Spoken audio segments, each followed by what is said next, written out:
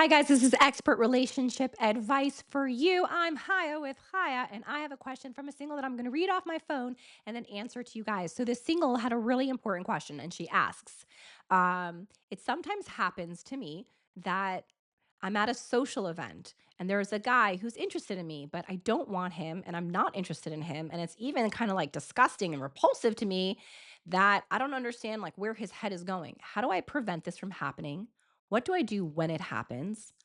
And I feel like it's bothering me a lot. Is this a reasonable feeling or am I exaggerating? So, nothing is unreasonable for you to feel. And you don't have to worry if you're exaggerating or not. Everything that you feel is super valid to you and to your process of going out into the world and understanding men. So, the one thing is that you can't control other people's behavior. You can only control your own behavior. So, that is a really big thing for you to remember. I'm just going to say it again. You cannot control other people's behavior. You can only control your behavior. So, you can control your environment. Where do you go and when do you leave? So, sometimes you can go to a party and it feels so good and has the best vibes and the best people. But then it doesn't feel good anymore. You're tired, bad people come, doesn't like feel good to you anymore, and you leave. Or you don't show up to a party in the first place if you don't feel like it's going to be the right social scene for you. So, one is that you're always in control. Not every environment are you going to have the awareness in advance if it's going to be right for you. But what you can do is get to know yourself and ask yourself really fast, is this right for me? Am I going to be happy here? Am I not going to be happy here? And should I leave? Because sometimes you're not supposed to be around a lot of guys who are drunk or acting stupid or looking at you in the wrong way. And so you have to ask yourself, well, what environment am I putting myself in if I'm meeting guys who aren't the right guys for me?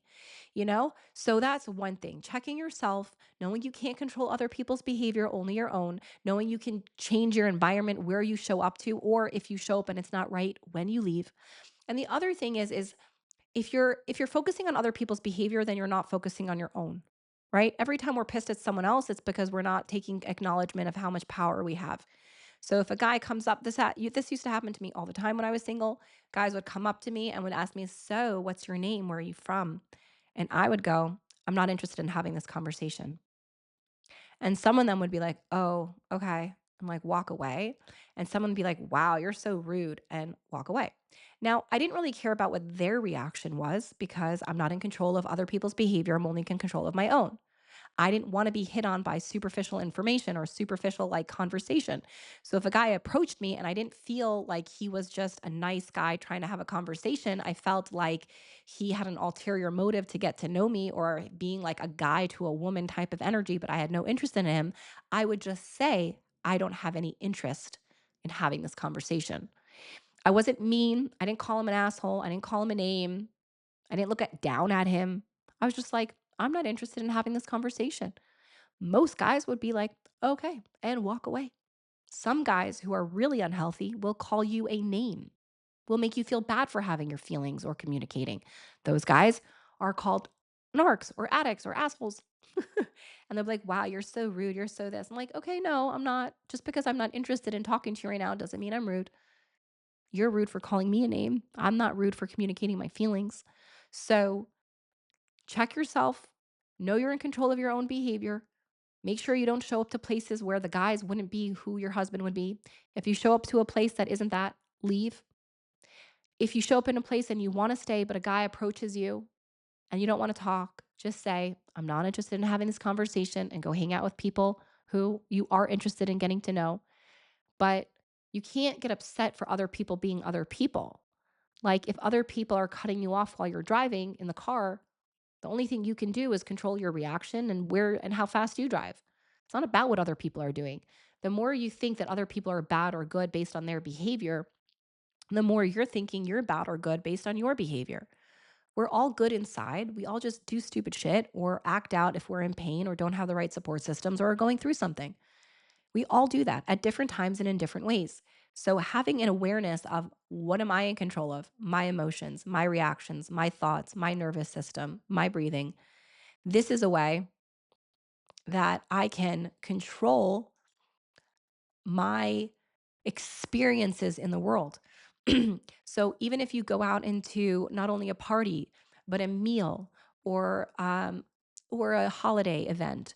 You can still always not expect other people to behave in the right way. You can still always ask myself, do I feel comfortable? And if not, what do I need to do? Maybe I just need to go to a different part of the room. Maybe I need to leave the room. Maybe I need to never go back to these type of rooms. But if you don't take full responsibility for your behavior, your emotions, and your experiences in your life, then you're going to be constantly blaming other people for doing stupid things instead of taking full responsibility for figuring out how you can navigate and move through so many different people and experiences and situations with yourself in protection of yourself.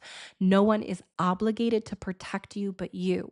No one is obligated. It is no one's responsibility to protect you but you. So get into that space of I protect me, I love me, I'm a queen, I move through situations and people in life with grace. I don't care if people hit on me, that's their behavior. I care about if I stay in front of the person who hit on me, that's my behavior. And you develop a sense of power and security and queen likeness if you're a woman and king likeness if you're a man, where other people just aren't in your realm of necessity to focus on. It's like I care about me and my inner circle and my inner world and the most important people that I've decided in my life. And everyone else, I'm just going to treat with love and treat with respect, but also move away from if they're not uplifting me quickly and forgive myself when I make mistakes because sometimes it takes a while to learn these things. And yeah, I hope that helps you.